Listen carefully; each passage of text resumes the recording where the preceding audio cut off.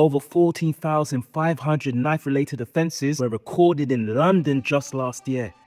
That's 14,000 moments where opposition spoke louder than Brotherhood. But what would happen if London City chose forgiveness for 30 days? A subtle revolution, a quiet rebellion against retaliation and revenge culture. By day 30, London would begin to taste something very, very special. Day 1 to 3, the streets were still sting with tension. Forgiveness sounds soft, then a world taught from Drunken Master to John Wick that revenge is the ultimate satisfaction. People still side-eye the idea because they still have to be hyper-aware of what corners to walk down. But somewhere, a friend lets go of a grudge that's been aging like rust. Individual, invisible acts of forgiveness begins to shift the air before anybody begins to notice. Day 4 to 7, there were still shouts for justice. Absolutely. But among the shouts are voices of deep reflection. We're beginning to feel it. The edge of the city, as well as the edge of our hearts. There's no peace yet, but there is a little space where peace can begin to take root. Day 7 to 11. A local youth center sees cousins from rival gangs come in and give a spud of family recognition. It's modest, but it is a shift. The darkness of pain shifts just enough to let a little light in.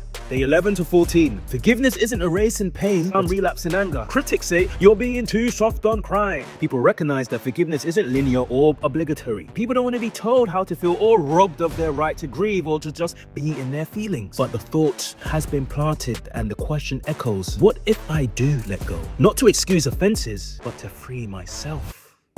Day 15 to 20, stories begin to spread. Youth workers mediate between rival gangs. An unprecedented number of fathers participate in restorative justice programs. Social media catches fire. Hashtag forgiveness culture is trending. Violence hasn't vanished, but the city is beginning to breathe a little less frantic. Day 21 to 25, large gatherings begin to take place, but not for protests, but for deep listening. Faith community leaders, former gang leaders propose cross-borough trauma initiatives. Forgiveness becomes a vernacular. Not everybody is speaking yet, but more and more are learning the language. Day 26 to 29. London City feels different now, like exhaling after years of holding its breath. Streets are still rough, eyes are soft. Day 30.